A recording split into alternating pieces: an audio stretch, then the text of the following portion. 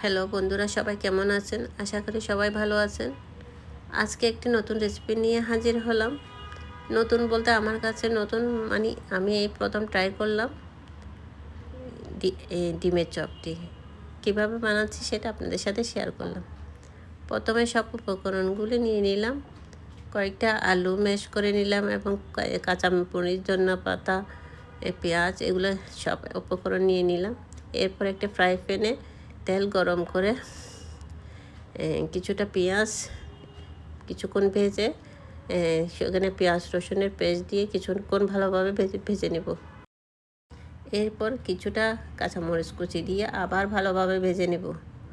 একটু ভাজা ভাজা হয়ে আসলে ওতে হলুদের গুঁড়া, কিছুটা মরিচের গুঁড়া, কিছুটা জিরার গুঁড়া, কিছুটা ধনিয়ার গুঁড়া দিয়ে এটা আবার ভালোভাবে মিক্স করে নেব। ভালোভাবে মিক্স করে নেওয়ার পরে ম্যাশ করা আলুগুলো দিয়ে দেব। এবার ম্যাশ করা আলুগুলো এমনভাবে মেশাতে হবে যেন মিশ্রণটির সাথে ভালোভাবে মিশে যায়। এবার ভালোভাবে মেশানো হয়ে গেলে এরপর কিছুটা লবণ এবং কিছুটা গরম মশলার গুঁড়ো দিয়ে দেব। ওইটাকেও কিছুক্ষণ ভালোভাবে মিশিয়ে নেব যাতে আলুর সাথে ভালোভাবে মিশে যায়।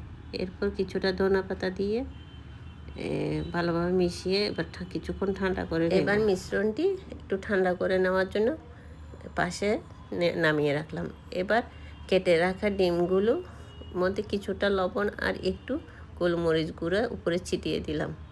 এরপর কিছুটা আলুর মিশ্রণ নিয়ে হাতে এরপর ডিমটা কাটা ডিমের অংশটি ভালোভাবে মাঝখানে এমনভাবে তৈরি করতে হবে যাতে আলুর কোনো অংশ ফাঁকা না থাকে, কারণ ফাঁকা থাকলে ওই ফেটে যাওয়ার সম্ভাবনা থাকে।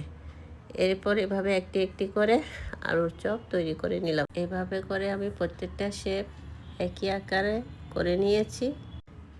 এরপর একটি ফ্রাই প্যানে পরিমাণ মতো তেল দিয়ে তেলটি ভালোভাবে গরম করে তারপর একটি বাটিতে একটা ডিম ফেটিয়ে নিয়ে তাতে সামান্য একটু লবণ দিয়ে ভালোভাবে মিশ্রণটি তৈরি করে নেব। এরপর একটি একটি করে ডিমের চপ প্রথমে একটু ময়দায় গুলে নিয়ে এরপর আবার ডিমের মিশ্রণটিতে ভালোভাবে মিশিয়ে নিয়ে এরপর ব্রেড ক্রাম্ব অথবা বিস্কিটের গুঁড়ো যে কোনো একটি ব্যবহার করতে পারেন আপনারা। ওখানে ভালোভাবে লাগিয়ে নিয়ে এরপর গরম তেলে এক এক করে দিয়ে দিব। এরপর এক পিঠ ভাজা হয়ে আসলে আরেক পিঠ উল্টে দিব।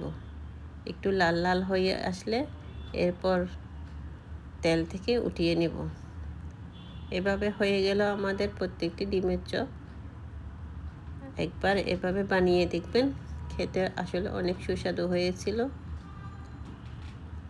সবাই এই রেসিপিটা একবার বানিয়ে খেয়ে দেখবেন।